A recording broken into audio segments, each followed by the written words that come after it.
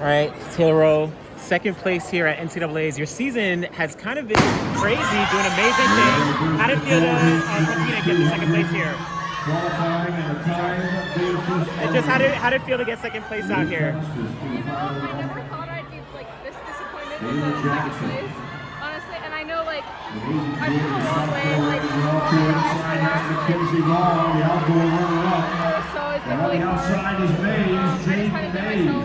I've been running really well, and I started finding myself like in December, and I felt like I was really coming on, and I felt like I was ready to give her a challenge. And unfortunately today it was only about probably like 3K, but no, I'm excited with like the growth that I've had in just a couple months.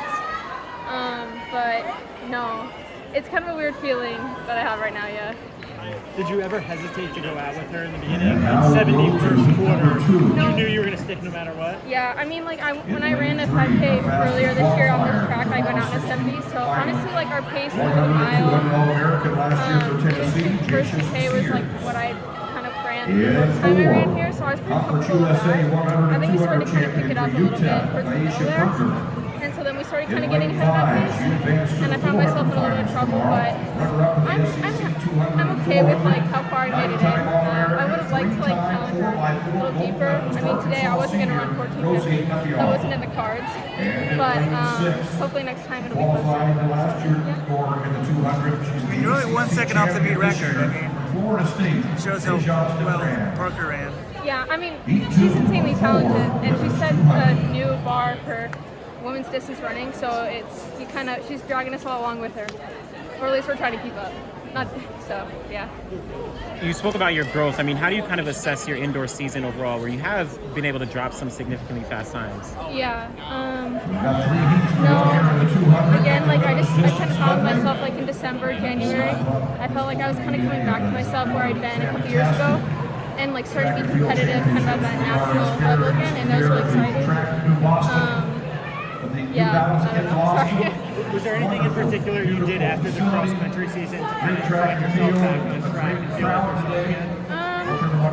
I think I just put my head down and just got to work, and I just focused on, it sounds really like cheesy or cliche, but like focusing on the process, telling myself that I don't have to be there right now. I don't have to be any certain like, I don't know, fitness or whatever right now, but just focusing on like, okay, at the end of the season is June, it's like, how much growth can I make in that time? But just being focused on like, every day, making progress, so, yeah. You've had a really long NCAA career. Yeah. How do you balance this point in the season and starting to think about what comes next? And, you know, I'm sure you're talking with agents and groups and other coaches. How do you stay focused on the NCAA championship this week, knowing that so much wait's on the horizon? I don't know. It's like all of that stuff can't happen unless you get the job done, like right here in the moment. You know, it's like you can't. Nothing in the future is guaranteed. It's only like what you're doing right now. So, I mean, the better I run, the more opportunities I'm gonna have, hopefully. But no, just like again, like that stuff is only kind of like what you're doing now. And so, yeah, I don't know if I answered that very well.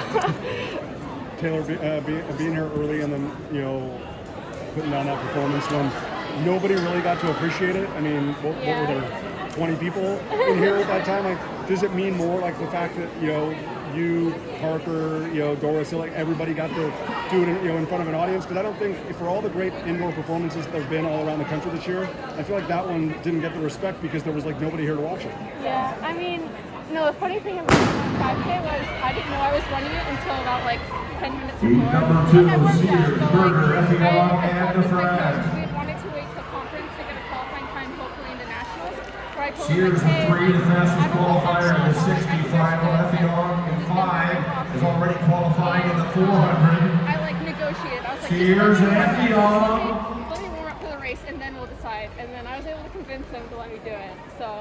And Yeah. And how special is it just to continue to see all these resurgence? I mean, Oh my gosh. cross country was amazing, but this is like a whole nother level. No, it's insane, and she deserves it. Honestly, she has been through so much over the course of like her collegiate career, just being injured so much. I've never seen somebody take so much time off, but just be so resilient and coming back to their current, like their peak fitness, like so quickly. Just speaks how talented she is, and so yeah. Good job out there. Oh, Great thank job. you. Thanks. Appreciate it, Taylor.